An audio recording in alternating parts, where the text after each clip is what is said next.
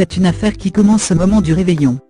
Alors que la planète s'apprête à passer de 2015 à 2016, en Allemagne, de nombreuses femmes vont être victimes d'agressions sexuelles.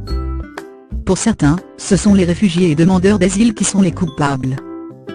La chancelière Angela Merkel est alors critiquée pour sa politique migratoire. C'est à Cologne que le plus grand nombre de plaintes est recensé. Mais toutes ne sont pas vraies pour autant. Certaines personnes vont tenter de profiter de la situation pour se faire de la publicité à peu de frais. Une fake news facilitée par le contexte. Un an plus tard, le magazine Bild publie un récit terrifiant. Celui de Jean May. L'homme possède des bars et discothèques dont un bar à Francfort.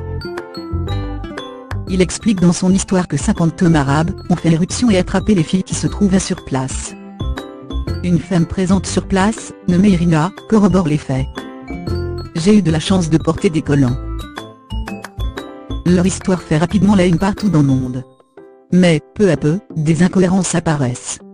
Notamment le fait que ce soir-là, Irina était à Belgrade et non pas à Francfort.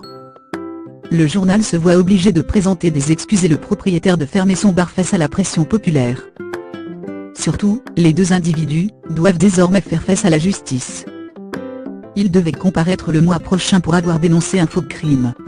La fake news devait emmener ce couple de circonstances devant la justice. Mais, l'histoire devrait finalement connaître une fin très différente selon le Daily Belfast. En effet, Irina a été retrouvée morte dans un parc mercredi 16 mai. Son corps lardé de 20 coups de couteau selon la police.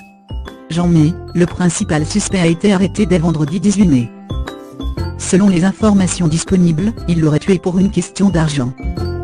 Irina était en effet son associée dans le bar et à la fermeture de celui-ci, elle a réclamé son argent. L'accord aurait été noué juste avant la dénonciation du faux crime. Mercredi dernier, les deux devaient s'expliquer. Jean May devra désormais faire face seul au tribunal pour une accusation de meurtre.